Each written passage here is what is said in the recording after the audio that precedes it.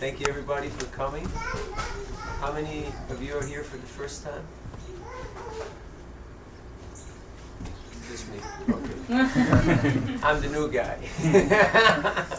To ще ніс я Oh, First time. Okay. Welcome. Thank you for coming. So I'm very happy to be here. Tonight we'll just have some stories about Sankirtana, and then we see where we end up. Okay? Om Gyanatimarandasya Gyananjana Shalakaya Chakshurunmilitam Yena Tasmai Sri Gurave Namaha Sri Chaitanya Manobhistam Stapitam Yena Bhutale Swayam Rupa Gadamayam Dadati Svapadantikam Jaya Sri Krishna Chaitanya Prabhu Nityananda Sri Advaita Gadadhar Shivasari Gaura Bhakta Vrinda Hare Krishna, Krishna Krishna, Hare Hare Hare Rama, Rama Rama, Hare Hare Mukam Karoti Vachalam Pangum Langayate Girim Yat Kripadamaham Vande Sri Guru Dinotaranam Paramananda Madhavam Sri Chaitanya Ishwaram Vanchakalpatarubhyascha Kripa Sindhubhya Evacha Patitanam Pavanebhyo Vaishnavebhyo Namo Namaha. Hare Krishna. Hare Krishna. So we're very happy and fortunate to be here in the assembly of all the Vaishnavas. Thank you for inviting us. Golokera Premadana Harinam Sankirtan. The Sankirtan movement of Sri Chaitanya Mahaprabhu is coming from the spiritual world. It is the only export product of the spiritual world. The spiritual world is complete and perfect, Purnam. There is no lacking. But because they have so much abundance of everything, they're exporting the best thing that they have. What is the best thing? That is prema. Kolokera prema dhana. Dhana means gift. Dan. Dana patra. The gift. The greatest gift is prema, or pure love of Godhead. It is that for which everybody is hankering in this world. Libov. Everybody is looking for that highest love. And how to receive that love and how to share that love. That is the mood and that is the message of Chaitanya Mahaprabhu. Sri Krishna Chaitanya Radha Krishna Nahi Anya. Chaitanya Mahaprabhu has appeared as the combined form of Radha and Krishna. You see, God is not just male, but He's also female. Because He's perfect. He's complete. So He's combining all the aspects. Chaitanya Mahaprabhu, He is the combined incarnation of Radha and Krishna, who are the divine Supreme Personality of Godhead.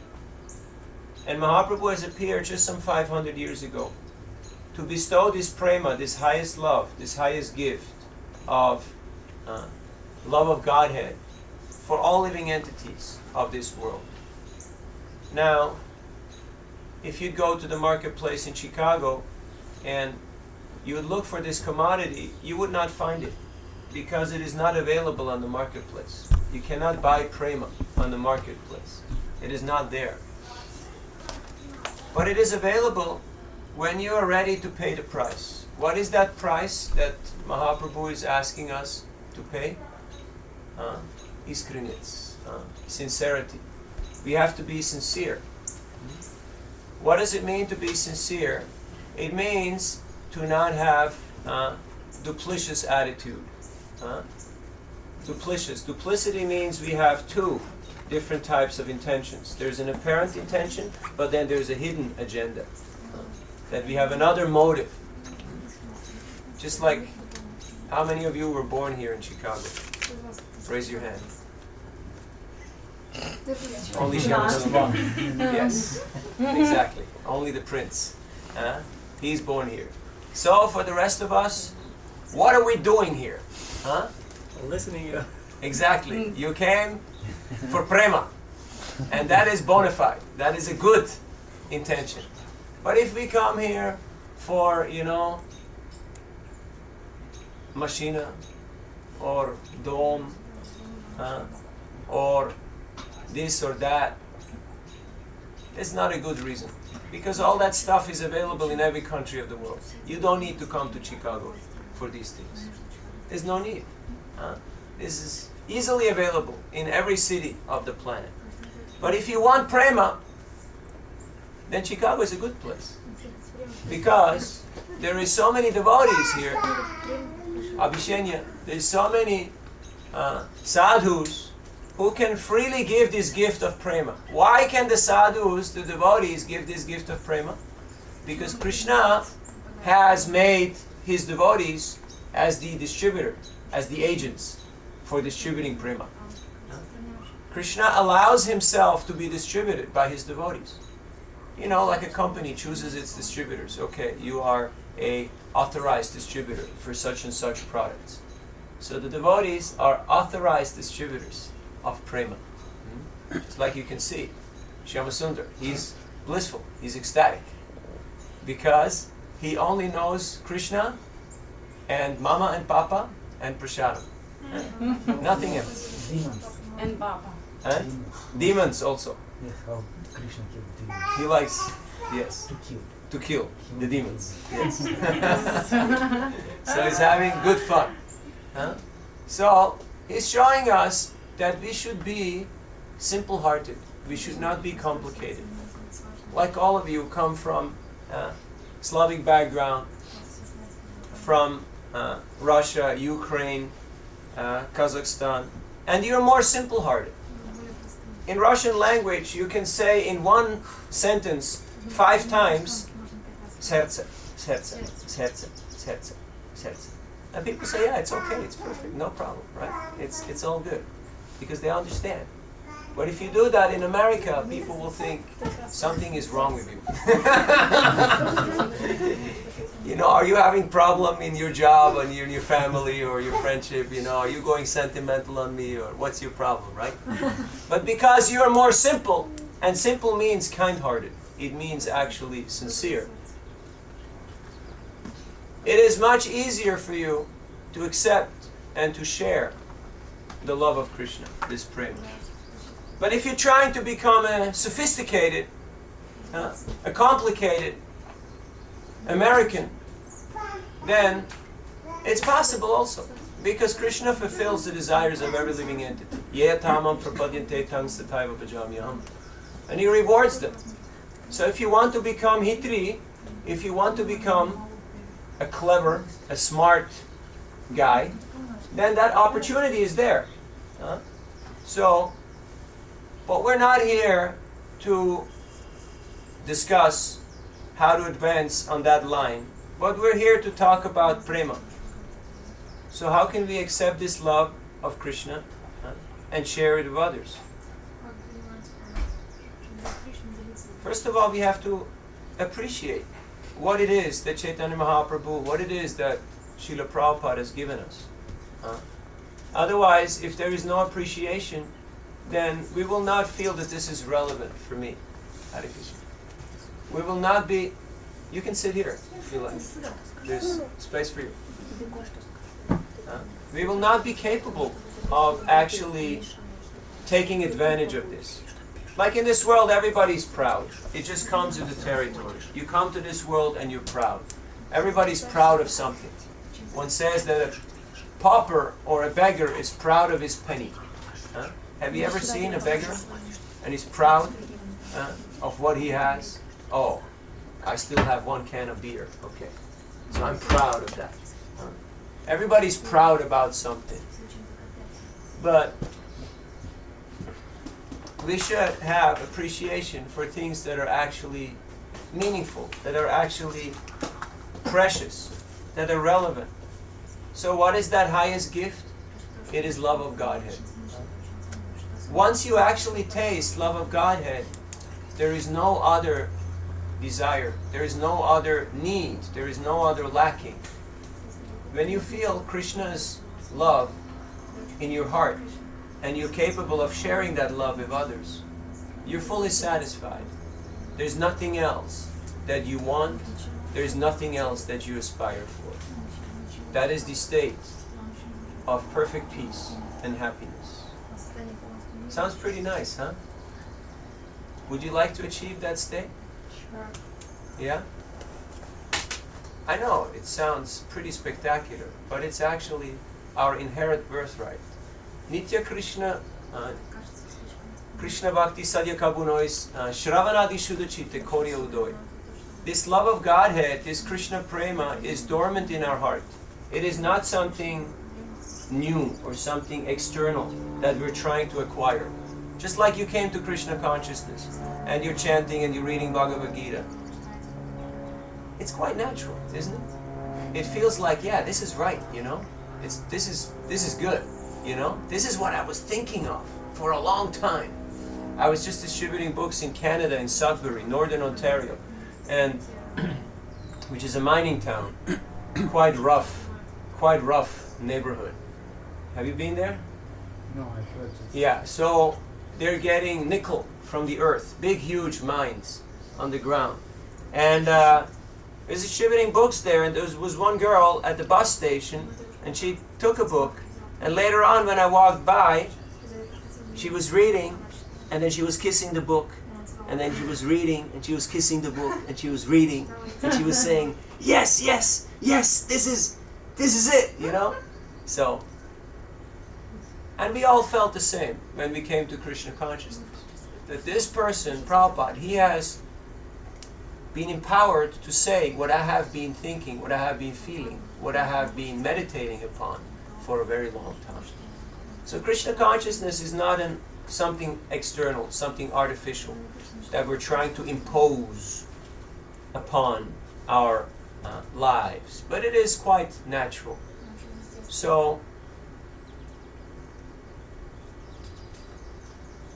if you want to really cherish, if you want to really appreciate something, you can only do that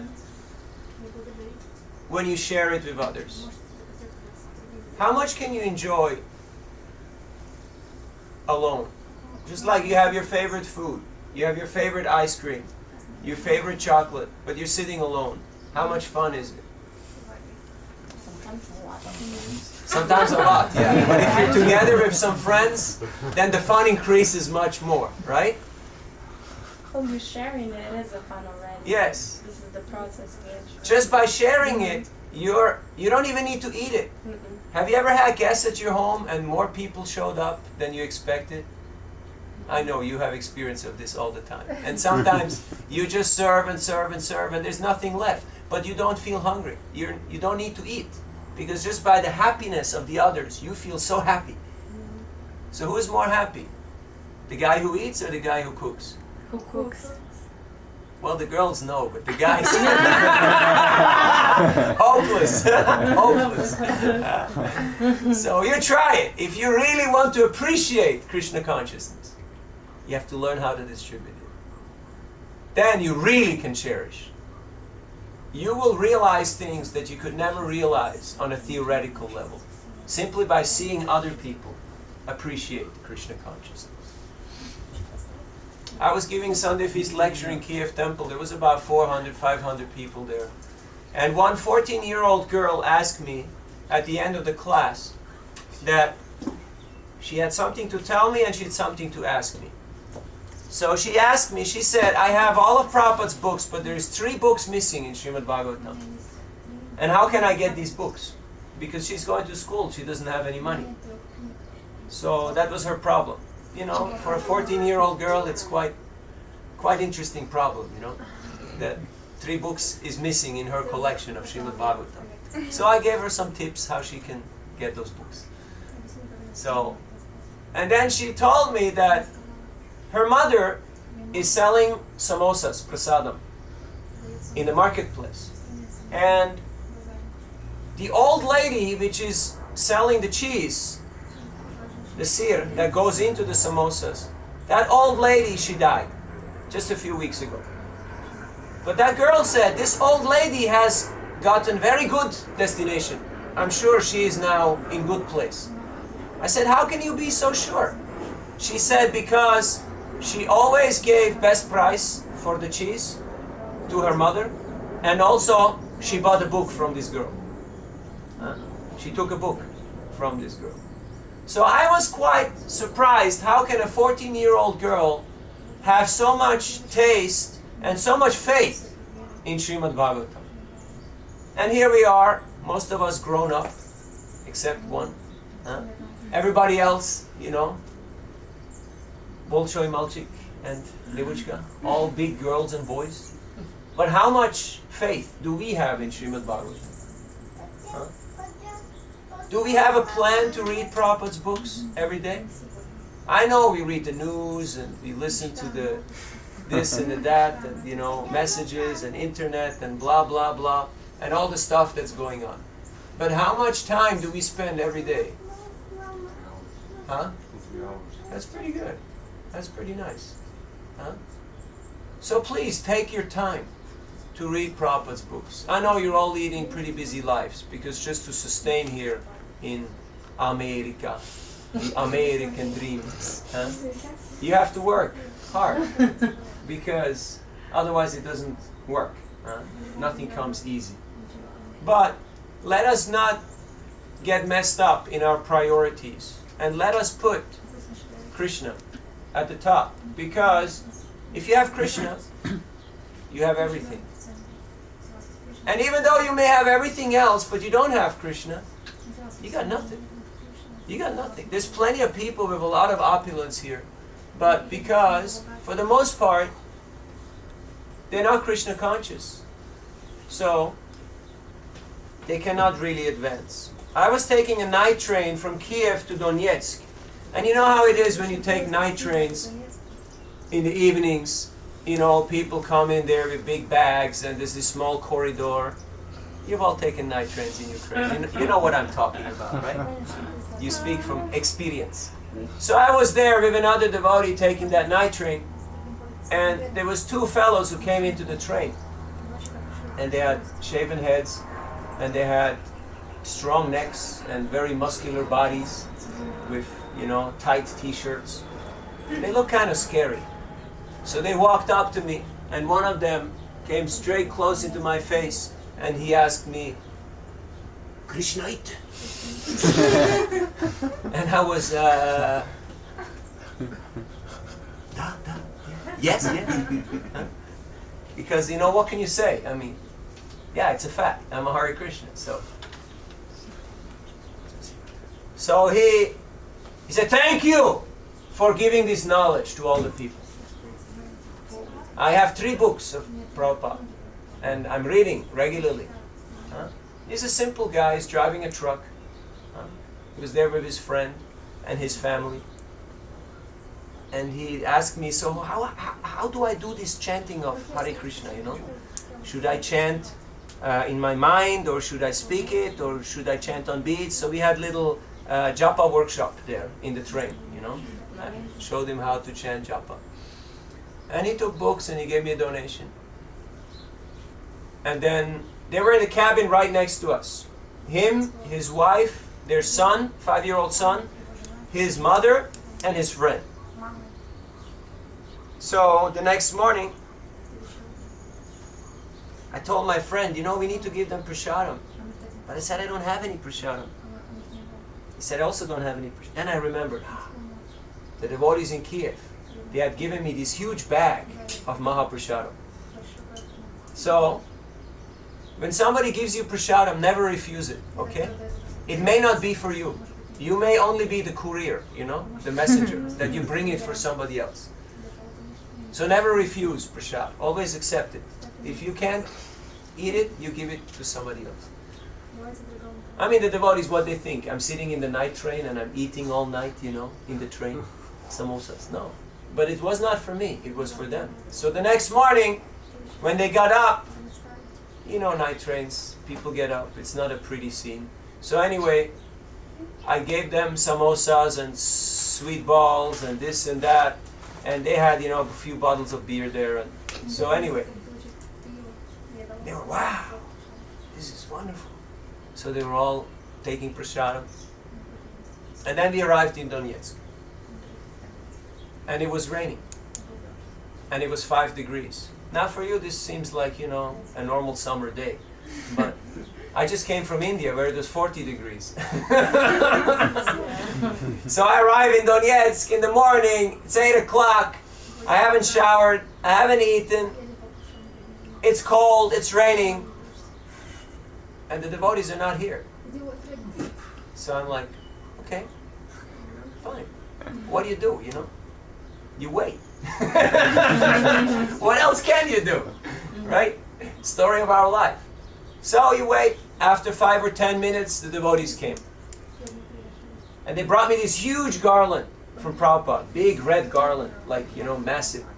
And they gave me this garland. And just at that moment, the family was coming out of the train. So I took the garland, and the grandmother was carrying the little boy. So I put the garland around the little boy. And he was like, whoa, hey. You know, he was like the prince of the train station.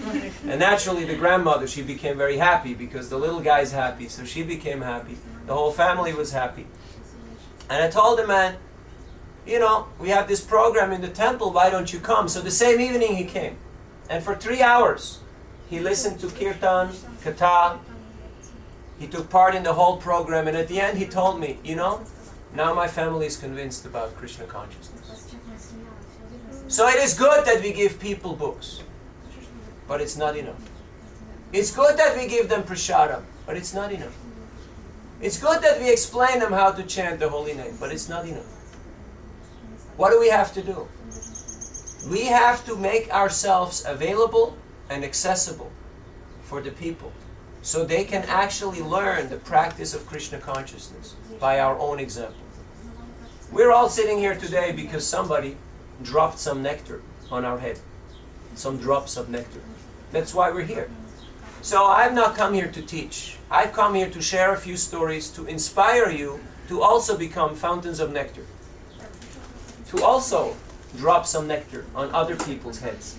You all know 50, 500 or 5 or 5,000 people in your little universe. So please start spreading some nectar. Instead of talking about all the mundane stuff that you could talk about something meaningful. Spread the nectar. Sound vibration goes 7 times around the world. Whatever we say, 7 times it circles the earth. That should make us a little more alert in the choice of our words. So, Srila Prabhupada, he was always available, always accessible. Even though he had thousands of disciples, he traveled the world, he wrote books, he stayed up all night to give us these books. But every day for 2 hours his door was open and people could come in and sit down like we're doing now. And they could ask questions and they could just speak with the man. So that is required. If you really want to have an impact on other people's lives, that is required. You have to be able to actually connect and spend time. And with connect, I don't mean, you know, Facebook and contact and all that, you know, virtual reality, blah, blah stuff, you know. I mean what we're doing here. Really connect with real people in real time. One time they put a phone in Prabhupada's room. Now this doesn't seem very spectacular, but you have to know in those days, in the 70s in Vrindavan, there was only one phone in the post office, one phone in the Loy Bazaar, in the market, and the devotees installed one phone in Prabhupada's room in Krishna Balaram temple. Then they went downtown to Loy Bazaar to call Prabhupada on his phone number. So they called. Prabhupada picked up the phone and said, Bhaktivedanta Swami. And they said, Hare Krishna, please accept my obeisances. And Prabhupada said, what do you want? And they said, nothing. We just wanted to see whether the phone works. And Prabhupada said, yes, of course it works. Please take it out of my room. It's a disturbance. And he hung up. So, when you're actually experiencing Krishna consciousness, you don't need to tell anybody. You don't need to take pictures of yourself. You don't need to send out reports. Why? Because if it's actually happening, if you're actually blissful, if you're actually ecstatic, there's no need to tell anybody. Because you're living it. You're experiencing it right now as we speak. When I think of Russia or the former Soviet Union, I get a little emotional because for us it was quite an intense experience, because many of our brothers and sisters were caught and put in prison and in mental institutions, and they suffered a lot, and some people died. So nowadays Krishna consciousness is freely available and they're allowed to freely practice for the most part. But then it wasn't so. In Sweden we used to take these small Russian Bhagavad Gitas. They printed them in Sweden. Have you seen them? These little ones? There was Krishna book and Bhagavad Gita. Small version. It was only this size. No, little more. And we put tape around them. And we went to the harbor and we threw them on the boats, which would go to St. Petersburg. And the trucks with the Russian license plates, we would throw them in the truck and hide them. And devotees met customs officers and said all these boats were coming from Sweden. They all have these books, we have to search because so many books are there. And they have to confiscate them. One good friend of mine from Armenia, he actually managed to get a printing press.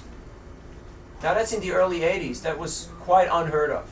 If you would have a typewriter at your home, you would be really in trouble. That was a serious threat. But he didn't have a typewriter. He bought on the black market a printing press. Disassembled it, brought it to his home, and because it was still too big, they broke the wall of his house in the night, put it in, built the wall back up, and they printed all the first few editions of books in Armenia. Crazy Armenians. Right? It's all the Armenians who do all this crazy stuff.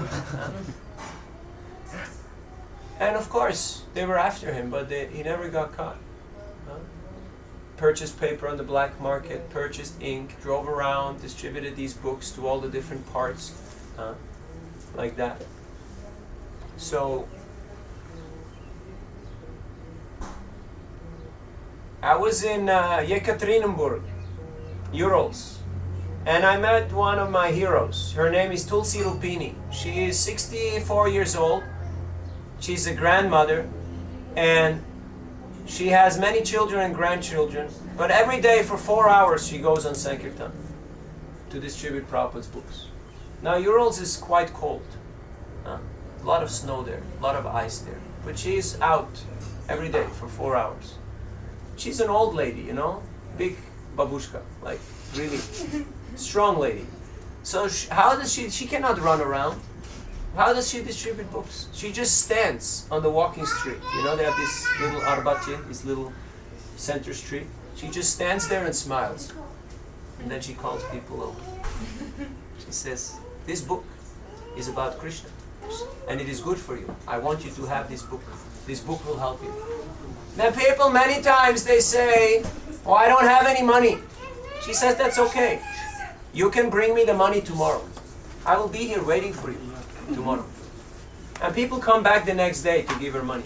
Really? Yeah, because they don't want to cheat. She's like grandmother, you don't want to cheat your grandmother, So every day she's doing 10 big books, 40 small books, 80 magazines, every day. Wow. Now she has made, Hare Krishna, she has made about 70% of her entire family devotees of Krishna. Please move up closer. Do you want to know how she made all her family members devotees? Okay, let's do the moving and shifting.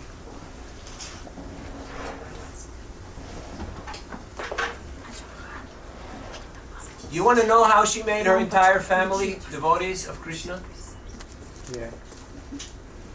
Are you sure?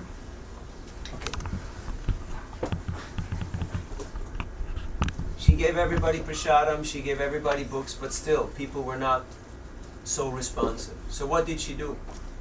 She took pictures, photographs of every member of her family. And she made laminations, And she took those pictures to India. And she put Ganges water and Jamuna water and Mahaprasadam. She offered all the prasadam and holy dust. And she intensely prayed for each and every member of her family. And one by one, by one, by one, by one, they became devotees. She conquered them all by her love of Krishna, because they just couldn't refuse. So in the same way, charity starts at home. Don't try to go to China or try to go to South America. Start with yourself and give yourself this gift of Krishna consciousness. And then you share it with others. Just like we should all have a full set of Prabhupada's books in our homes. Because that is the real criterion of wealth. Not how big is your flat screen TV and how big is your truck in front of your, in front of your house. But the real wealth is if you have bhakti. So, we should become inspired by these examples of devotees who have taken up Krishna consciousness and shared Krishna consciousness. I was in Kazakhstan a few times, and usually I try to schedule that we have one day where we can go to the mountain and have a walk in the forest. There is nice mountain with a lot of trees, although they had big storm up there and a lot of trees broke. You know that ski resort up from Almaty? Yeah, I used to ski from there. Chambalak. Yeah. I love to Chambalak? Chambalak, yeah. A lot of trees broken there. They have nice Orthodox monastery there in the woods. They made from wood, beautiful monastery. We went up there to visit the monks. First they were afraid, they did not want to talk to us. They're very kind of reclusive because they're a little afraid from outsiders. We talked to one who is a student there. We asked him, he said, I'm a bhakta, he's not an ordained priest. He's not yet initiated. He said, since 10 years he's there doing austerities. And he said, whenever I will get initiation, I will get initiation, but I don't know when it will happen. So already for 10 years he's there. So, beautiful nature. And even though right now people are claiming to be, or they are following Islamic faith, but still people are very interested in esoterics and spirituality. So we went out on the street distributing Prabhupada's books, meeting many interested people, and they were very open towards Krishna consciousness. And even though it's not officially legal, but still the devotees are distributing Prabhupada's books. Now what about here, Chicago? Anything goes. You can do anything you want here. This is the land of unlimited opportunities. But are we taking these opportunities? Prabhu was in Israel telling us stories about how he's being harassed by Orthodox Jews and by other types of, these government agents and, all different types of fanatical people, very intense people, right? But still devotees go out and do Harinam and distribute books. But we're here in Chicago. So my question to you is, what are we doing to make a difference in the world? Okay, you're comfortable. I'm happy that you're comfortable. That's great. But what about all these other people? If you don't have Krishna consciousness, life is quite miserable. I come from Switzerland, which is materially speaking a pretty comfortable place. But if you're not Krishna conscious, it's boring. It's just a waste of time. It's just running in circles, chasing your own tail. There is no real benefit in that. So, let us make plans on how we can share Krishna consciousness with whoever we meet. Srila Prabhupada came to America because he knew that he had very little time left and he needed to recruit some help to publish his Bhagavatams. So he came to this place. And he made in 10 years a huge impact on the world. He also went to Moscow in 71 for 5 days. He just met Professor Krotowski, who wasn't really interested in anything he had to say. And he stayed in a hotel room, Hotel National. So if you look at the Prabhupada Lilamrita and you read Prabhupada's visit to Moscow, it doesn't sound very spectacular, right? It's like 2-3 pages. He went there, met the professor, sat in the hotel. 2 young boys came and talked with him. And he left. But when he was up in Moscow State University, he looked over the city of Moscow and he said, in this city alone there will be 10,000 devotees. How did Prabhupada know? Because the pure devotee knows past, present, and future. He knows what Krishna wants him to know. Huh? One book was left behind, one Bhagavad Gita, and one easy journey to other planets. Because Shyama Sundar's wife had packed a book in his suitcase. So when they got to the custom agent opened the suitcase, and boom, the Gita was flying out on the floor. And there were so many pictures inside the book. These pictures went flying all over the book, all over the floor. And he thought, oh my God, whew, now I'm really in trouble. You know, they will put me in jail because they see this religious book, and I'm not supposed to bring this into the country. But the customs agent became so flustered, he became so uncomfortable because he had made this blunder that he threw this on the floor, that he just stuck it all up into the suitcase and said, go, go, go, go, okay, go, you know. So the first Gita came into Russia like that with Prabhupada in 1971. Hundreds of people read that Gita. People copied that book by hand. Now we're taking it for granted. Yeah, you have Gita everywhere, you know. Books are easily available. You can read online on the internet. You can download. It's easily available. In those days, if you had Bhagavad Gita, wow, people would all, you know, congregate together to read the book. I had one god sister in Moscow. She held programs in her home.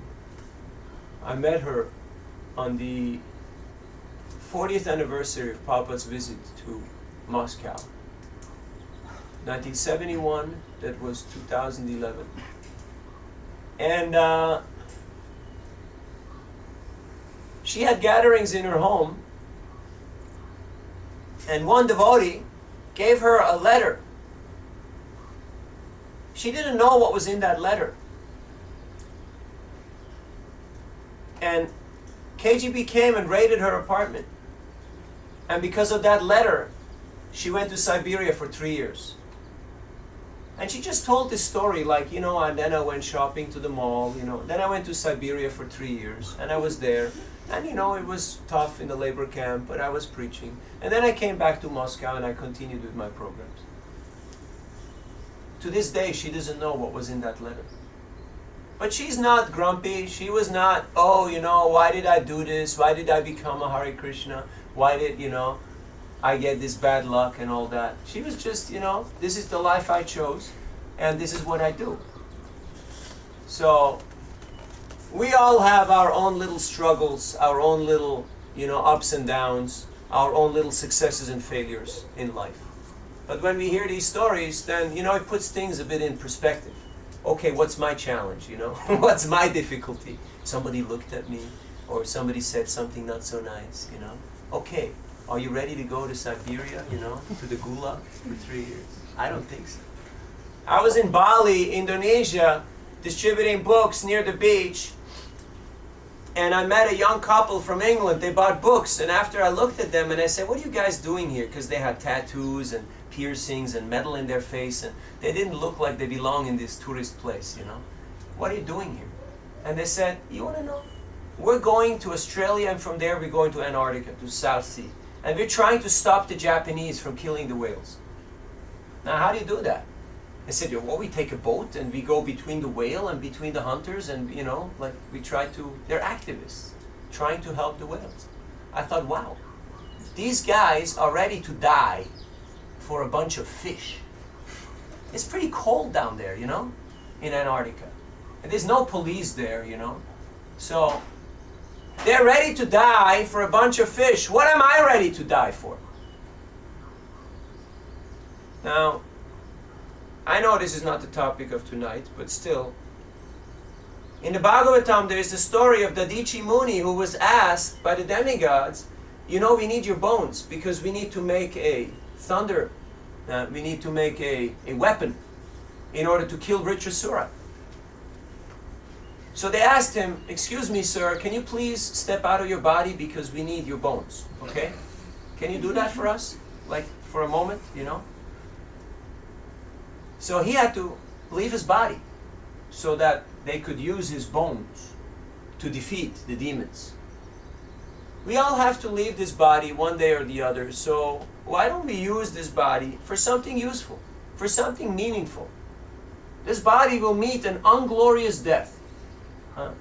I was talking to an Ayurvedic doctor in South India, in Udupi, and we were speaking about how the medicines nowadays don't really work, and the doctors are not that good, and people's attitude and their character is not so good. He said so many things are bad, but then he said, but one thing is very good. I said, what is that?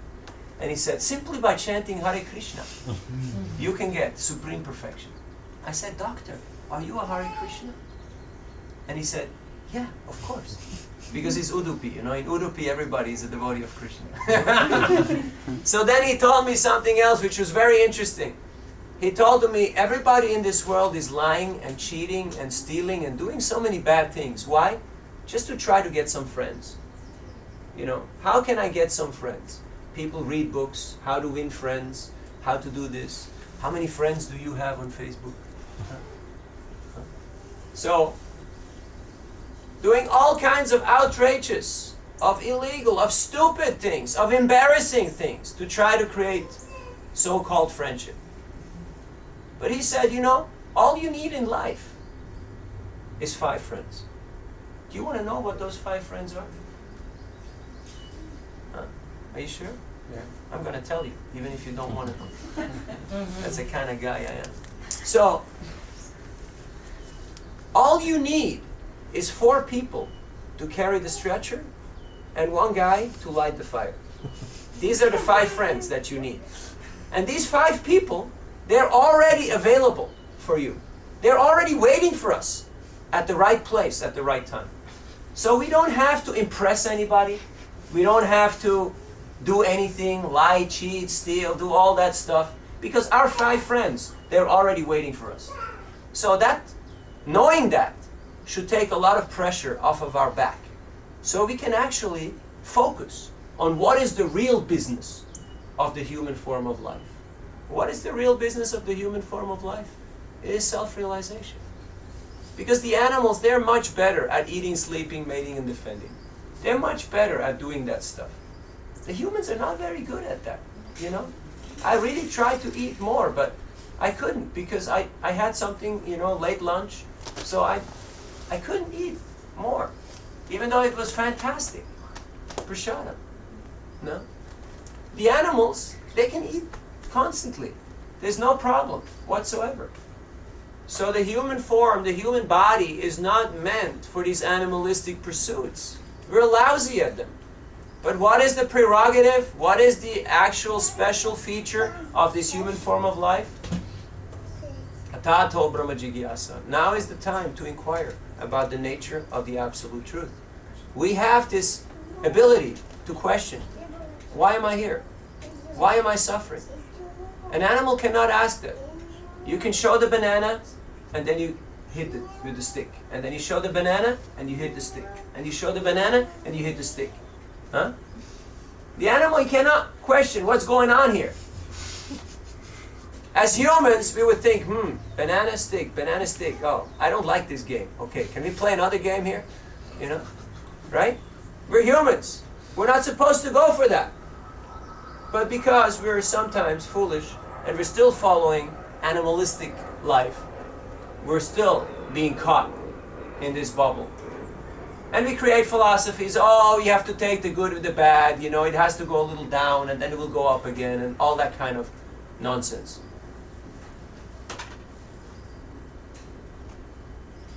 Every person is inherently blissful, eternal, full of knowledge.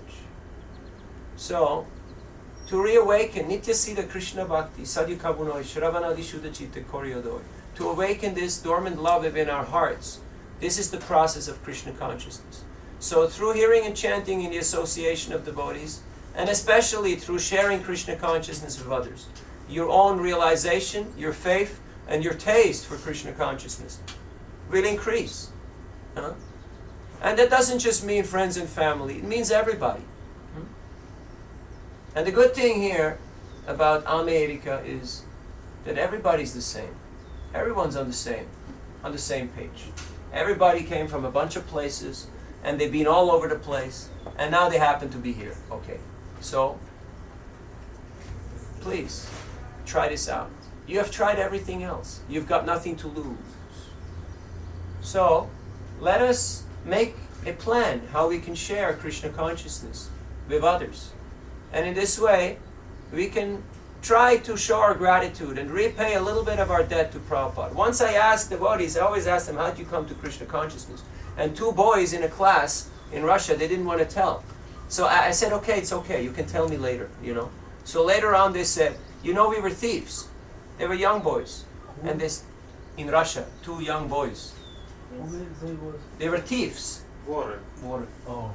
So one went up to the book table and distracted the devotee, and the other one stole the book. And then they ran away. They thought they were very smart, you know. Very, very clever guys. But then Krishna captured their heart, and they became devotees. And they said, now after 10 years, we're trying to pay back to Krishna what we stole from him. Because this heavy interest, you know, big inflation. So we cannot pay back. So still we're here trying to give back what we took from Krishna. Now, in Siberia, I also met one devotee. He said that before he was a thief, and his specialty was climbing houses. He would not go through main door. That was too easy. He would climb on the facade and go through window. So one time he was in the kitchen, and he heard noise from the main door. So he thought, oh, owner is coming. I better run. This is not good, you know, to be caught. So, but he thought, so much trouble, so much work to come here, you know, climb this house and go through the window. So something I need to steal, otherwise it's failure, you know, disappointing. So he took book from the kitchen table and he went out and left. And when he was home, Bhagavad Gita, boom, you know, he became devotee. And then he started distributing books. And he said, now I'm looking at all these houses and I'm thinking, oh, I could go through here, through there, through that side, but I know these people are suffering. I should give them Krishna consciousness. I should give them Bhagavad Gita. And his friends, all his mafia friends who were also like criminals, you know, they have big machina. And they were all driving the devotees on Sankirtana. So the devotees are asking these mafia guys, so what is your job? What do you do for a living? And they're embarrassed. So they say, you know, God, He's very kind. He's giving to everybody what they need. So they would drive the cars to bring the devotees on Sankirtan. So his consciousness has changed from trying to steal from people to try to give. So sometimes people come with the mentality of thieves. Oh, is it free? Is it free? The devotees say, yeah, take it, take it. Take it, go. See how far you get before you come back. We're not afraid. Krishna is not a poor man. He owns everything. So let us be magnanimous. Let us give Krishna consciousness freely to all the people that we meet. And in this way, we will actually become known as charitable, as magnanimous. Chaitanya Mahaprabhu has said that I have come here to this marketplace and I've brought these fruits of love of Godhead, these mangoes. But there's nobody here in the marketplace. People don't want my goods. So I'm running after the people and say, take it, take it, take it. But still they don't want to take. So you please help me to distribute these fruits, because it's too heavy and I cannot take them back. In Zurich, we had one friend who has a shop, a store, Indian gentleman, very nice. Every year for Ratha Yatra, he would give me 500 mangoes. Big mangoes, 500 piece for Ratha Yatra, for Jagannath. So we offer to Jagannath, and then we distribute mango, you know. You give people mango. And just to show you what happens when people become arrogant, you know. If you think of, you want to, arrogant. If you become proud. If you think you want to go to Switzerland. Many people refuse. You want to give them mango, and they say, no, I don't need it. And you say, come on, what's your problem? I'm giving this to you for free. Why? What do you want? I want nothing. I want you to be happy. You take it. I don't need. What, you want me to beat you? They're mad. Why? Because when you become proud, There is nothing you cannot do, there is nothing you cannot say. Your intelligence goes completely off. Completely off. So, let us recognize our gratitude and try to repay Prabhupada for what he has given to us. Prabhupada gave up his sleep. Now I know many of you are working very hard, taking great austerity just to sustain life here in America. Because it's not an easy life. Huh? You come from places, confirmed, you come from places where you have some sense of family. You have some sense of society. You have some sense of friendship. And here it's every man for himself. It's just run, run, run, work, work, work, and die. It's not a pretty game.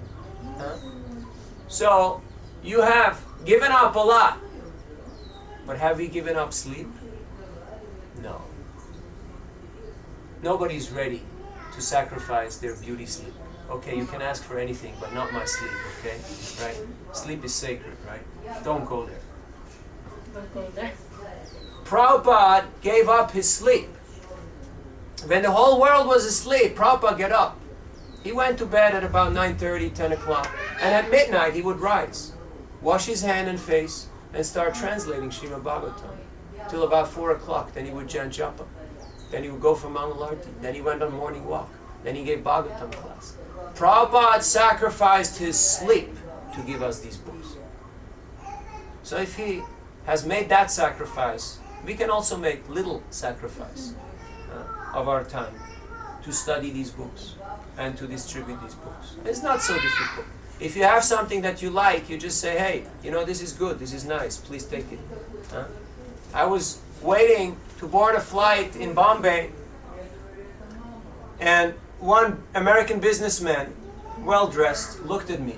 I was dressed like this, so he looked at me and he said, are you trying to be a monk or what? You know, with this kind of tone, this type of attitude. So I said, yeah, I'm trying since 30 years, I'm trying, but it's not easy.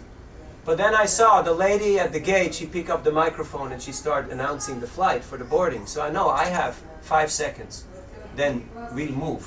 We're already waiting in line. So I just reach to my back, I take out Bhagavad Gita and I say, this is for you. Everything's explained here in this book. And he was like, wow, this is for me. Okay, thank you. Can I give you something? And I said, usually we don't take anything. But with you, I will make an exception. Because I thought, you give me attitude, okay, now you have to pay for it, okay? So, I said, how much? I said, some people give 1 million or 2 million. Some people give their whole life, for this. If you can't do that, just give 1,000 rupees. So he gave me $20, $20, 1,000 rupees. And we boarded the flight and went in. If you truly value something, it's not difficult for you to impress that value upon others. And you're all working, so I humbly request you, just get a box of books, have them in your car, in your home, in your office, take them in your purses, all the men, you also have your sumkis, right? Your little sumki, your little handbags. So you keep Prabhupada's books. And whenever somebody asks you, why you never get angry, why you don't argue with me, why you don't talk all this, football and cars and all that stuff, then you just say, this is why, take one of these, So, this is our humble request. And you will see how all of a sudden your Krishna consciousness goes on fast track. This is the shortcut, You came here to America because you want to get ahead in life.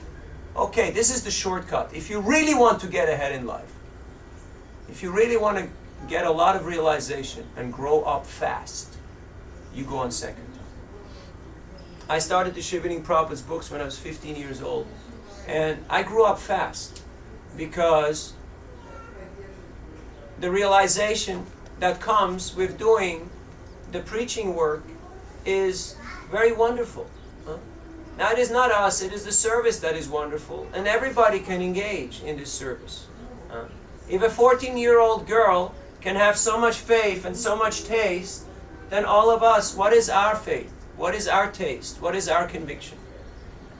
Every morning I get up and I wonder, what will I eat today? Has this thought ever crossed your mind? You wake up and somewhere in the morning you think, what will I eat today? Did you ever have that thought? Or is it just me? Every day. Every day, right? Now, we're already middle-aged, and probably unless we're fasting, there has not been 1 or 2 days that we actually did not get food, right?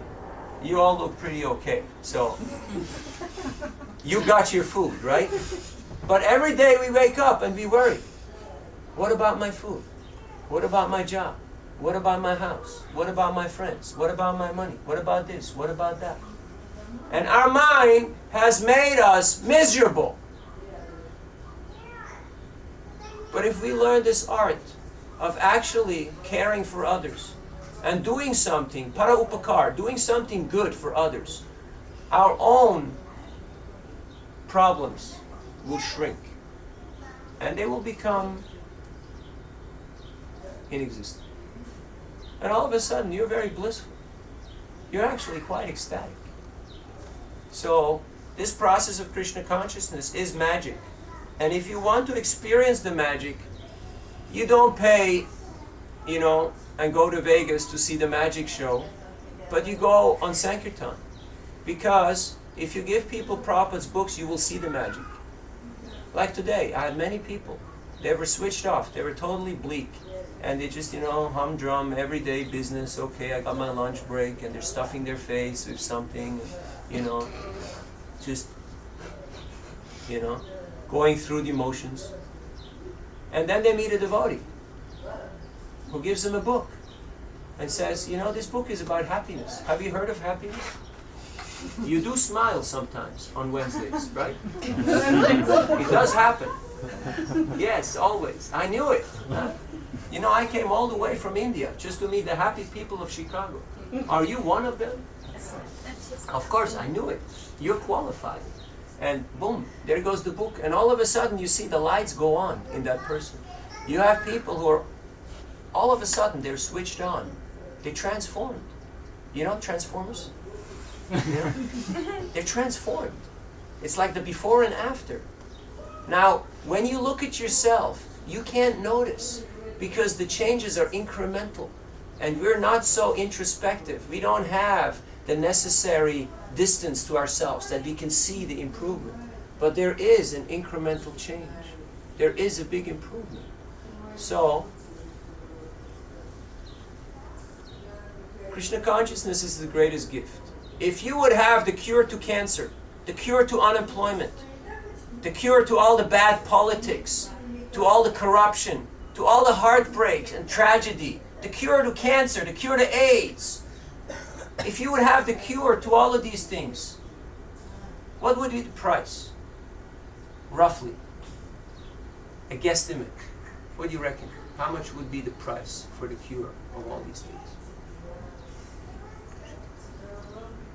It would be priceless, yes. That's roughly correct. It would be priceless. And the funny thing is, we have the cure. Bhagavad Gita is the cure. Because if you read Gita and you actually understand Gita and you live according to the principles of Gita, you become cured from these things.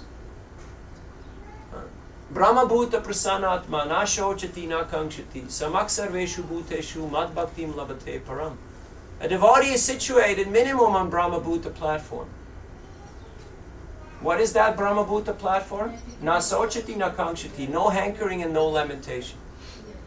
Your homework for this weekend is make a list of all the things that I'm still hankering for and all the things that I'm still lamenting about. How often do you take out that violin and you go and you lament? Huh? How often? Does it still happen? Or have you said, okay, the violin can stay in the closet, I'm done with that.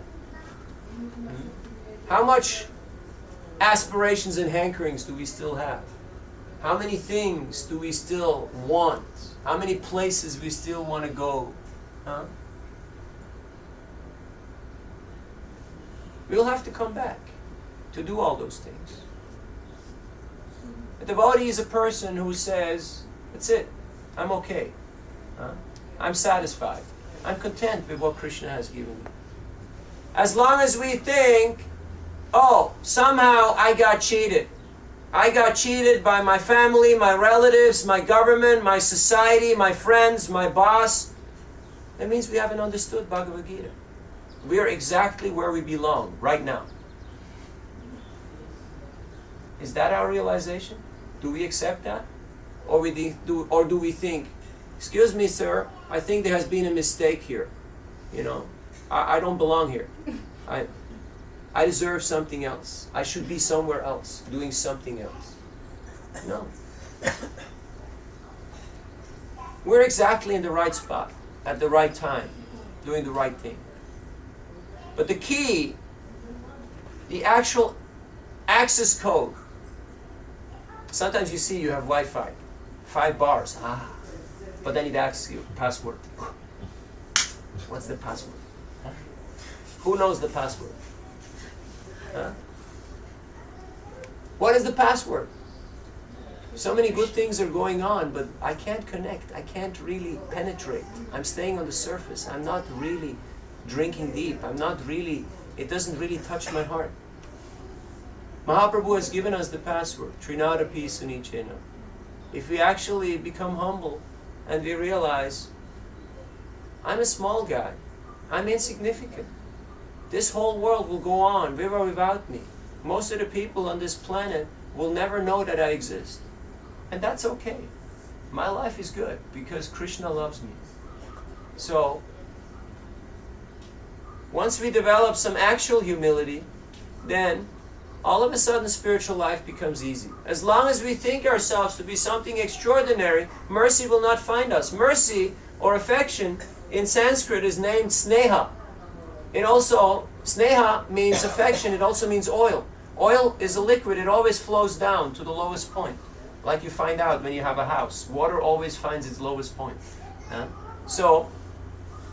But if I think myself to be very elevated, then it will not reach me. But if I'm putting myself in the low position, then mercy will always find me. Because mercy always goes to the lowest point. So if I actually realize that I'm insignificant, a lot of mercy will come towards me. And Srila Prabhupada has asked us, please chant Hare Krishna and be happy.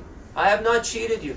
I have given you this message of Krishna consciousness without adding and without subtracting. And if you want to please me, then love Krishna. And loving Krishna means loving his part and parcels. Because you can't love God and be violent or neglectful or harsh towards his parts and parcels. That will not be pleasing to God. So Krishna consciousness is truly non-sectarian. It is all-inclusive. We have here people from many nationalities, from many races, from many religious backgrounds, many social, political, and economical, and ideological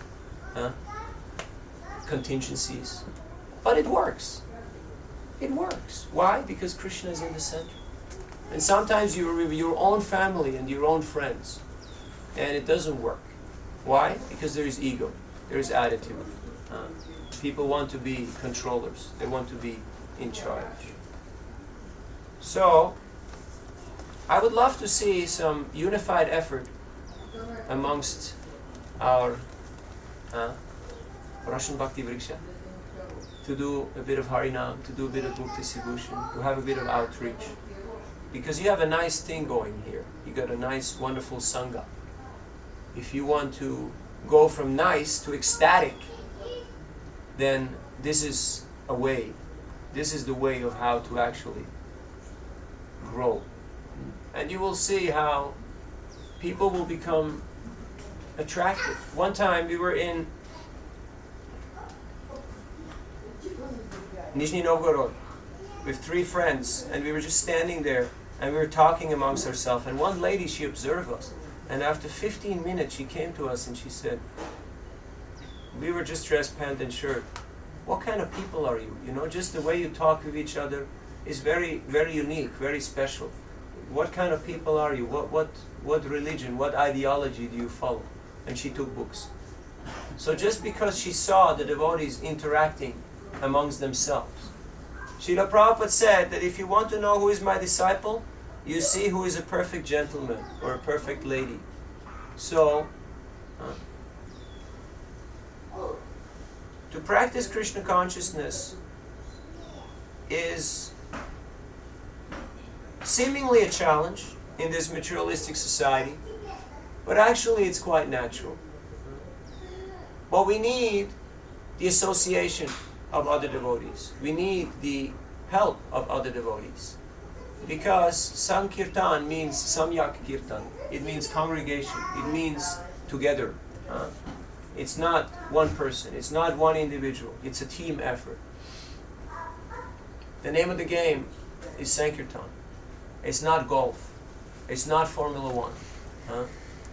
Like in soccer, there's 11 guys on the pitch. There's the trainer, the coach, the masseur, the water guy, the reserve. There's a whole bunch. It's a team. So in the same way, Sankirtan, it's a team effort. So some might be organizing, some might be cooking, some might be distributing, some might be chanting, some might be preaching, like that. But everybody can do something. Nobody can say, oh, I can't do anything. Everybody can do something. What is the time now? 8:30. Okay, we have time for a couple of questions or reflections. Yes. Please. Thank you so much for lecture, Prabhu.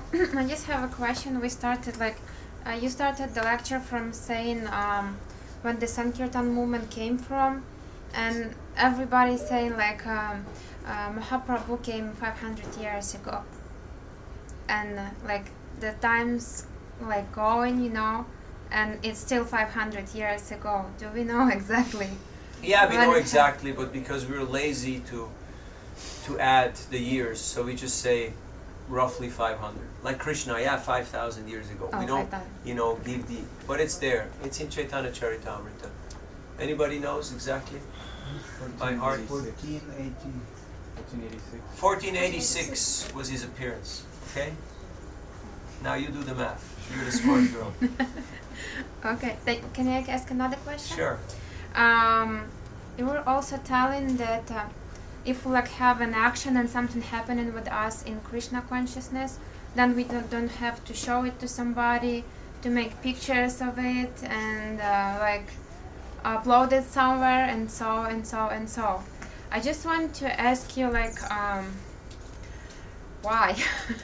Because from my experience, I never met Krishna consciousness on the street. Okay.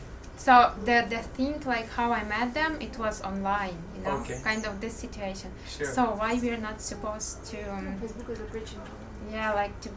to do it online and There is a fine line between preaching and self-promotion. There's a fine line. And very too often we're not very clear on, am I doing this for the right purpose, for the right intention? Am I doing this to show off, to just show everybody how great I am and how, beautiful or expert or whatever I am? Or am I really doing this with the pure desire, the pure heart of just sharing Krishna consciousness?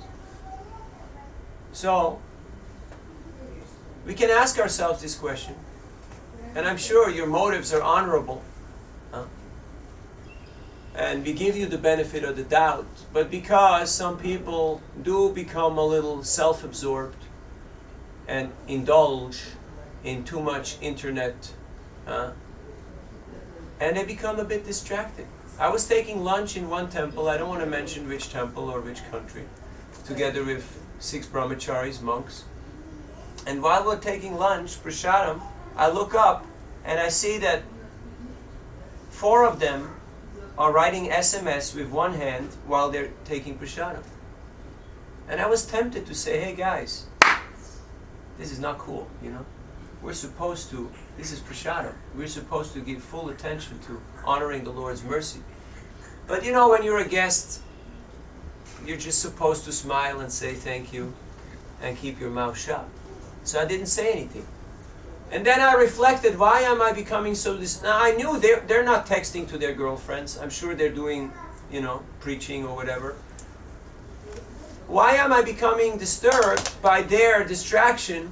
Because I am distracted so often in my own life. How often am I chanting, but I'm actually not fully paying attention? So if you find yourself taking pictures of yourself in the bathroom and taking pictures of yourself, this is me taking breakfast, and this is me going for work, and this is me shopping, and then you upload it in the name of preaching, or you check your internet 50 times a day. Did you know that 70% of the people in America check their text messages before they go to the bathroom in the morning? It's quite scary, huh? If you want to increase your quality of life, no electronics before breakfast. Can you do that? Okay, you may have an alarm clock, fine. Fair enough, that's an exception. Can you do that? You get up, you take your shower, you chant Hare Krishna, and no electronics before breakfast. It means you've chanted your rounds, you read Gita, you take prasad, and after that, the messages will still be there. In fact, there will be more messages. You'll be very happy. Can you do that? You just try it out. It's a mind experiment, You're all engineers and, scientists and intelligent people. So you make this laboratory experiment, okay? For 1 week, you try it out. If you don't like it, go back to your old routine. Did you ever get up and you checked your messages and you got bad news and something was rolling around in your head all day long and you did not hear one mantra and prasadam tasted terrible and the whole day was ruined? It happened to me many times, till I made a conscious decision, no more messages before breakfast. And once the sun goes down, that's it. I'm not available anymore for the world. I'm not, because I need to have quality of life. If I don't feel happiness, how can I share happiness with others if I'm not an authentic devotee? So this idea of having to be online 24/7, like Prabhupada, he didn't manage this movement with email or internet or mobile phones. He didn't even have a phone in his room. He wrote letters, thousands of letters, by hand. We still have those letters.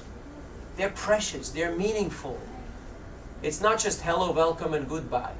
There is some content, some stuff there. But if you can use the internet for preaching, that's wonderful.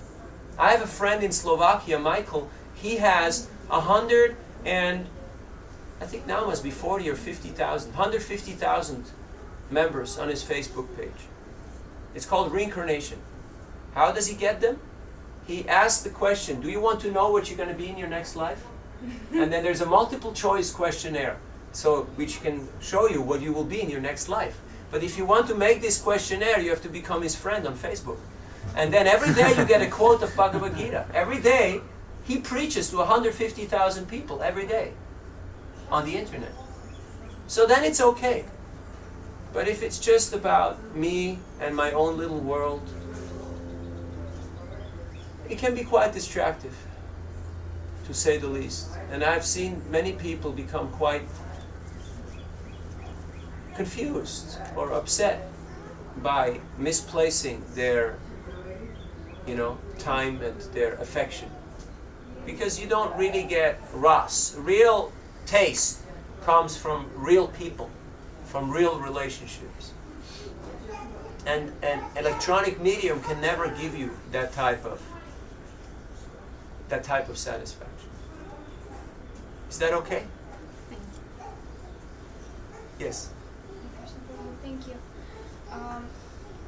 I'm preaching to myself also, Like when you talk, you're supposed to listen also. Like formally, every country you go, you travel the world, everywhere, you get a SIM card, you put it in, you have to be... I don't do it anymore. Why? I hate it, You're in a room, you talk, and all of a sudden, some sound goes off ringing, and some big grown-up man jumps up and runs out. And you think, what is this? What is this magic that this person all of a sudden has to jump up and run out? Because his phone rang. Are we serving our toys or are the toys serving us? I mean, who's in charge here? So just take a fast, take a fast from the internet, take a fast from phones, and see what it does to your life. Prabhupada went on a morning walk every day. He walked in nature. Try to do that. He's our acharya. He's our teacher. We should follow his example. Yes, please carry on. My question is, what should we do if our spiritual practice is stuck, and how to hold it if it happens to be stable? In this material world, nothing is stable. Everything is always in flux. The Bhagavad Gita explains that the gunas, the modes of material nature, are continuously fighting for supremacy. You're never purely in goodness, passion, or ignorance. There's always competition going on. So, just like in sports, how do you actually become steady? Well, you have to endeavor. You have to continuously endeavor. You have to continuously strive to improve. And at one point it becomes so difficult to improve that it seems like you're plateauing. It seems like you become steady. But you're still pushing. You're still trying to improve. But it becomes less visible. You can recognize it less. Most people who come to Krishna consciousness, initially there is a big, rapid progress. And till you come to the point where you feel like, okay, this is where I left off last lifetime. And then, oops, it's like you hit a dry patch. It's like you hit the sandbank, boom, and you're stuck. And it goes very slow. Has it ever happened to you? Or is it just me? Huh? You feel like, oh, okay, now I don't have any traction. I'm not moving anywhere. So then you have to actually work a little harder and apply yourself. Now, how do you get traction? Rupa Goswami in Upadeshamrita gives us very helpful tools. Have you read Nectar of Instruction? There's the 6 favorable things and the 6 things that actually hold you back. They're like holding you back. And there's 6 things which are actually giving you great advancement. You read those. I can give you the Sanskrit, but the translation means enthusiasm, utsahan, nishaya, determination, dharyat, patience, following in the footsteps of the devotees, etc. These things give you great momentum. Many times we try to do it out of our own strength, but we realize we can't do it. I'm just not that strong enough. But if you just associate with others who are enthusiastic, then all of a sudden, okay, I'm not feeling like dancing, but they're dancing. Okay, let me also dance a little bit. And initially it's a little artificial because we're just imitating. But after a while you become quite blissful and you realize, yeah, it's okay, I like to dance, it's fine. But in the beginning the mind says, no, we're not dancing today. Okay, you're an old man. An old man don't dance. Okay, you got it? And then you look at your mind and you say, who asked you? I'm not you. And the mind says, no, I'm you and you are me. And we say, no, wait a moment, I'm not talking to myself. I'm not that crazy, okay? All right, the mind says, all right, fine, okay, there is you and me, but I'm your friend. Oh, really? You're my friend, yeah? You're my friend? Last night when you told me I should eat 3 plates of pasta, and now this morning, you told me I should eat those 3 plates, you remember? Oh, yeah, that was just a mistake, So don't follow your mind. But you need good association. And by good association you become inspired and you can actually advance. And we need peer association. That's why this Sangha, this Bhakti Vriksha, this is so powerful, because when you're just by yourself, you don't notice. You think, I'm great. Everything's perfect. And then somebody comes and says, hey Prabhu, what mantra are you chanting? And you go like, you go like, Shne Shne Ram Ram Ram Ram, Shne Shne Ram Ram Ram Ram, Shne Shne Ram Ram Ram Ram. And then somebody comes and says, Prabhu, which mantra? What are you chanting? And you're like, okay, maybe I should start to listen. Maybe I should pay attention. What I'm saying. Have you ever recorded yourself chanting? Wow. It's shocking. I mean, I give seminars, sometimes I have to. So you see it, you see yourself, you hear yourself talking, and you think like, who is this arrogant ass speaking here? But because we don't have this introspection, we are dependent on the feedback of our peers. Because seniors, they may or may not be available. Juniors, we don't take them that seriously. But peers is very powerful, because they will, a real friend tells you what you don't want to hear. But because he's your friend, he loves you so much, he's ready to overstep those boundaries. Even at the risk of you not liking him, because he knows that, okay, I'm your friend, so don't take it too seriously, but, get your act together, You're not acting properly. That's what friends are meant for. So when I do leadership seminars, I ask people not, how great are you? How many projects do you pull? How many people worship or adore you? I ask people this very simple question. Who are your friends? Give me a list of your friends. Give me a list of your guides and mentors. Who is your loyal opposition? Who are the people who you take seriously? So as devotees, we should be able to take on this feedback. Because otherwise, Maya, material energy, will give us feedback the hard way. And we will be stuck in our practice. And sometimes we're so stuck that we feel like nothing is moving, nothing is happening. And we're just running in circles, even though we put so much energy into our practice. So what I usually do then is I connect with my mentors and my friends, and they say, hey guys, can you help me out here? I got a problem here. And usually they always do, because they can see. And if we're actually having a little moment of introspection, and we're actually praying to Krishna in our heart, He will also tell us, this is your problem. You just don't want to let go of this. Or you're just too stubborn, or whatever, Krishna will let you know. Okay? But rather than to focus on the negative, it's much easier to focus on the positive. Because sometimes it's, we have our shortcomings, and it's not so easy to jump out of your skin or over your shadow. Or as you say in Russian, you can't jump over your own head. What is it?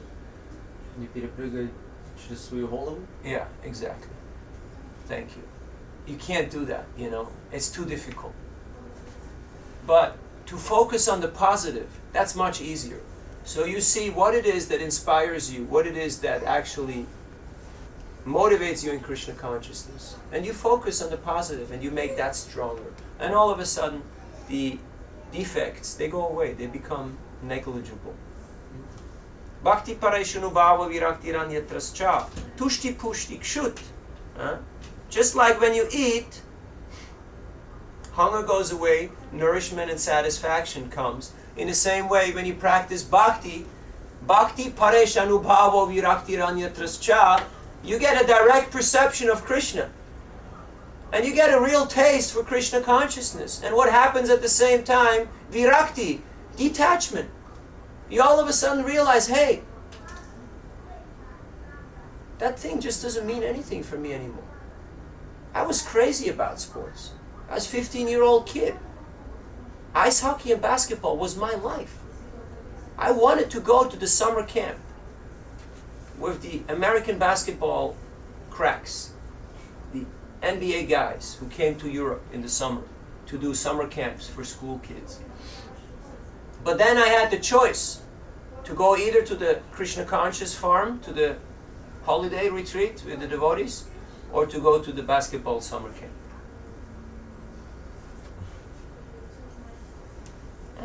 And, Krishna won. So, and from then on, I didn't even think about, these guys. And, we still played as devotees, that's okay, it's permissible. But it just took a different shift. Before it was my life. And all of a sudden I realized, there's more to life than running after a ball or after a puck or all that stuff. So, to actually develop our positive attraction for Krishna. And then all these little things that we're still attached to, it's not so important. Krishna will help you to overcome. Any other points? How long do you usually go? What's your usual? We have a little bit more. We have a little bit more. Choo-choo. Thank you. Any other points? Yes. I guess I have a question.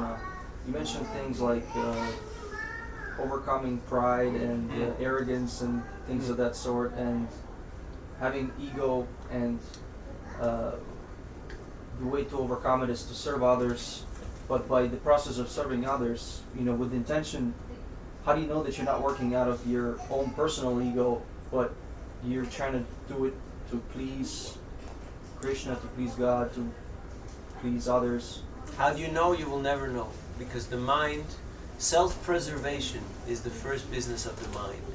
The mind will always praise you. The mind will always glorify you. The mind is ready to say and do anything to mislead you. So you can never trust your mind. It says, when you feel ecstasy in your heart, don't reveal it to your mind, because your mind will exploit it.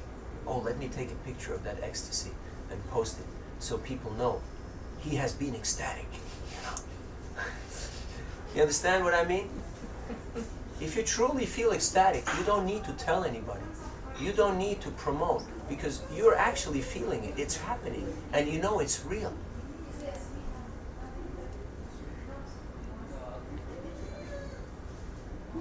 When you try to do good for others, the process is wonderful, because Krishna will teach you what true humility is.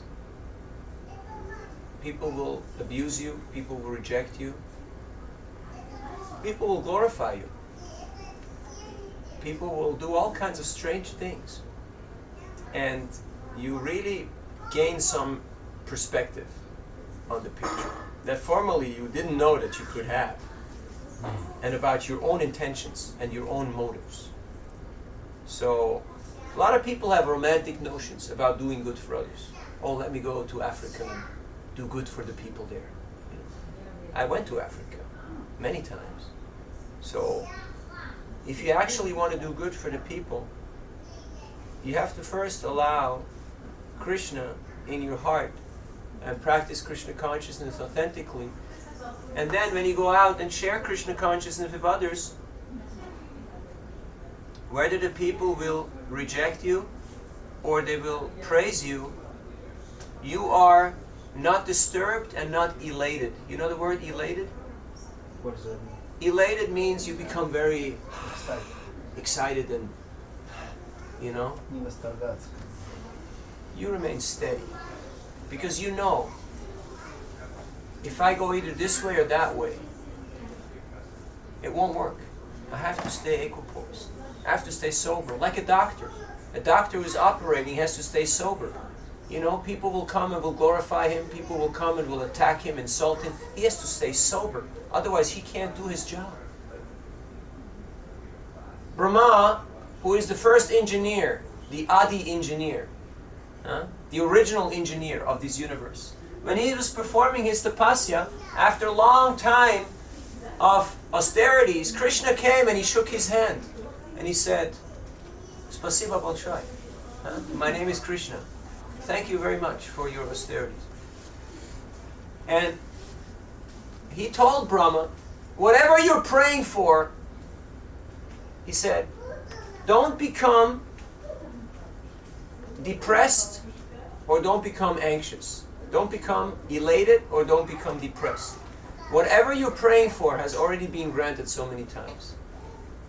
So, if you want to do good for others, just engage in Harinam Sankirtan. And as it's stated in the second canto, Srimad Bhagavatam, Akama Sarvakama Vav, whatever our motivation might be initially, whether we're full of material desires, we're without desires, we have desire for liberation, or we have desire for sense gratification, it all comes out in the wash. If we just worship Krishna, all these things will become purified. And all of a sudden we realize, okay, what is my real motive? Why am I really doing this?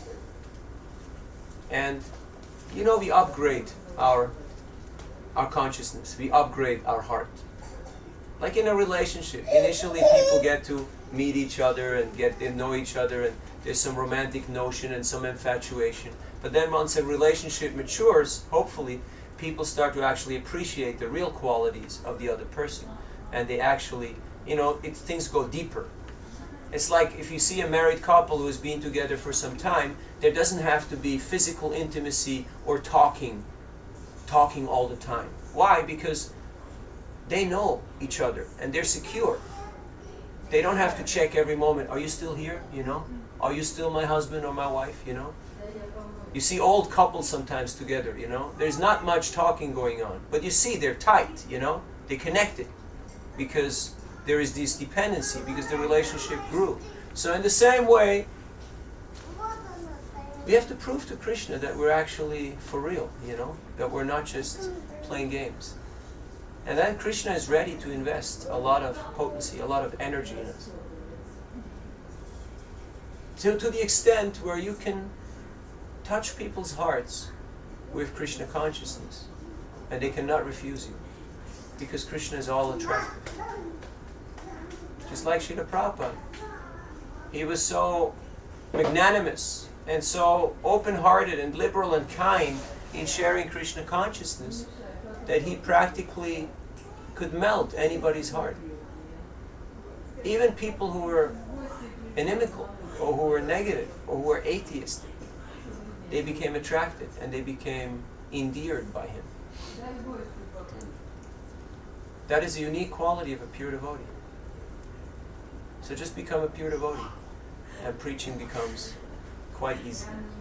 But for the meantime, don't be too hard on yourself and try to analyze and rationalize your thoughts and your intentions. Whatever the motives initially might be, just engage in doing good for others. And through the process of doing it, all these other things will become cleansed.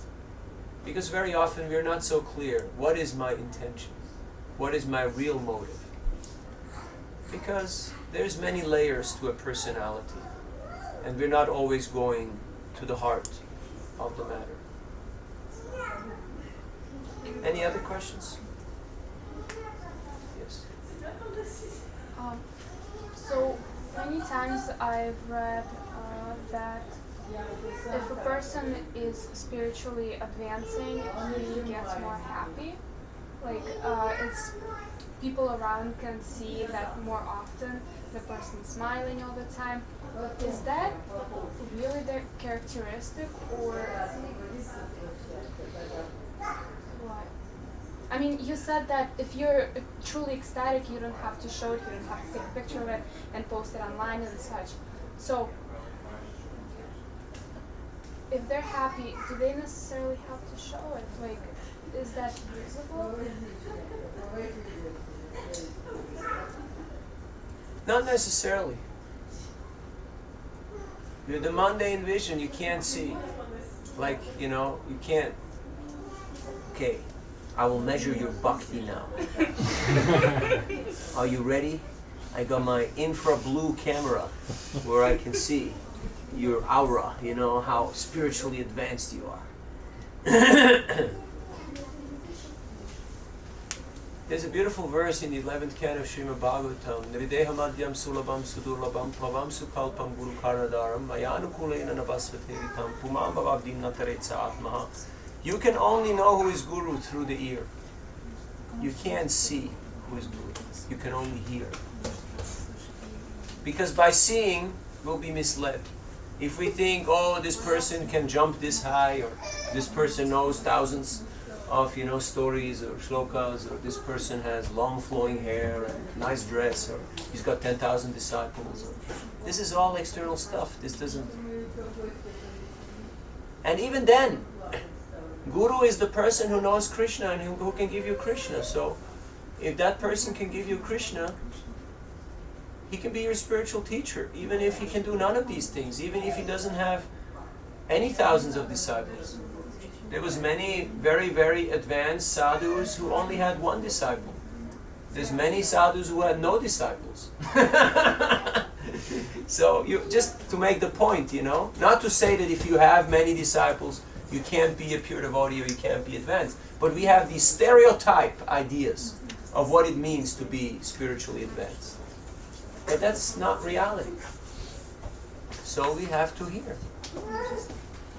And for that we need to read Prabhupada's books. Otherwise we don't know what is the gold standard. It's like in India, so many people are confused. So many teachers, so many gods, so many processes. Oh, what is what? Okay, let's worship everybody. Let's put everybody on the altar. Like the shotgun method. The shotgun? You shoot these small bullets and you think at least something will get hit and fall down.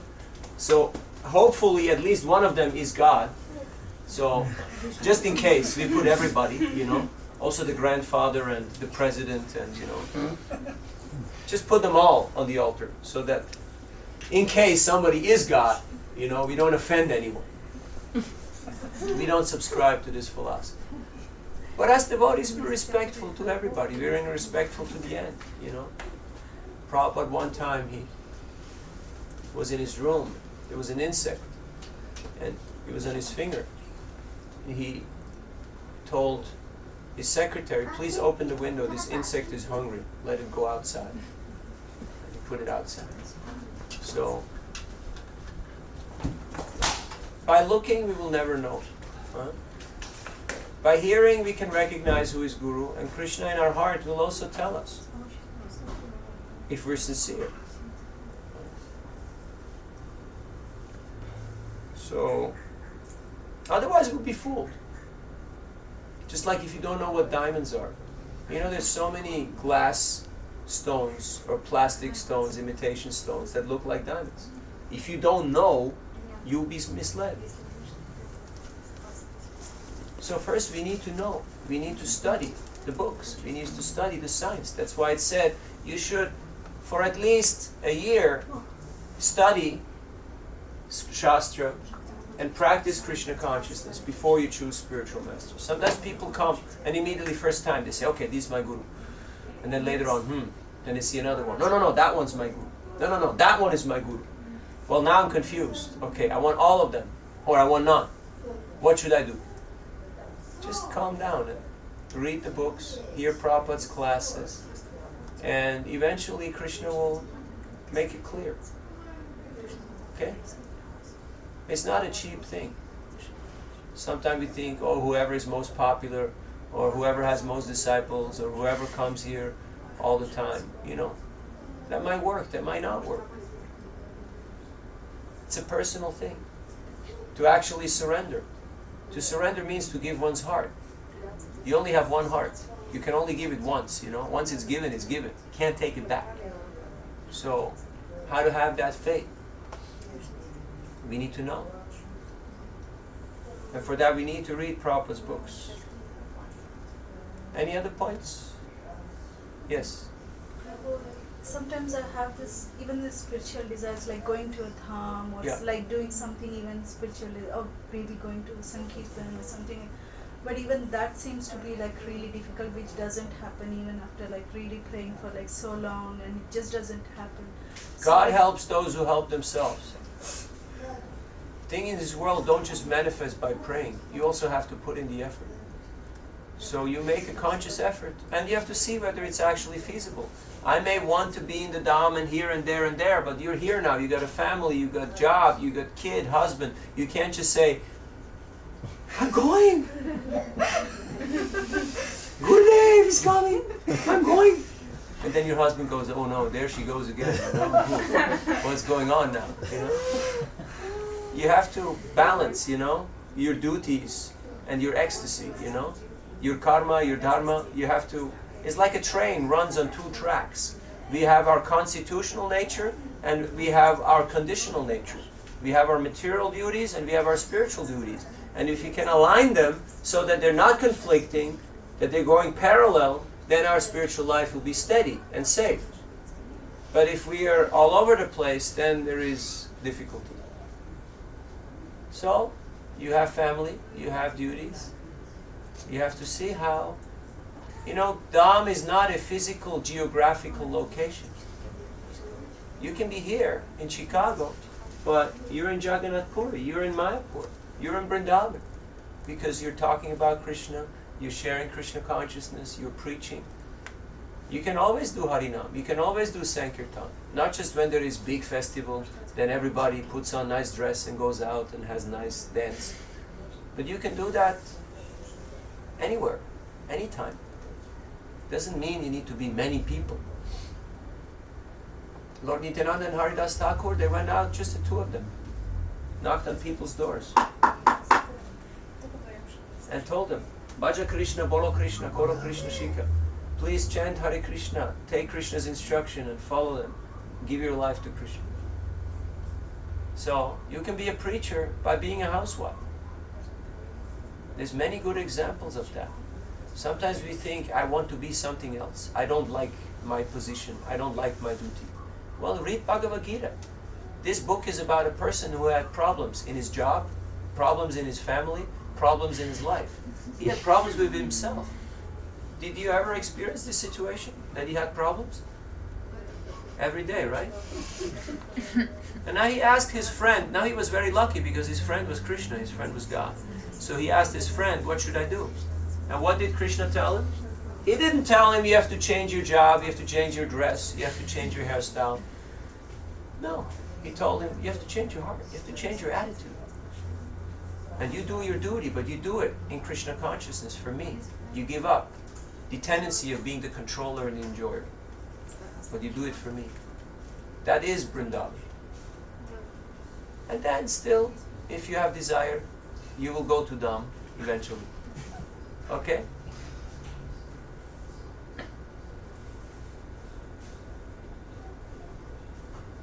Any other points?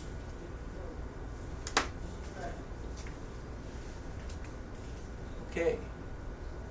Thank you for your kind hospitality, allowing us in your home and in your hearts.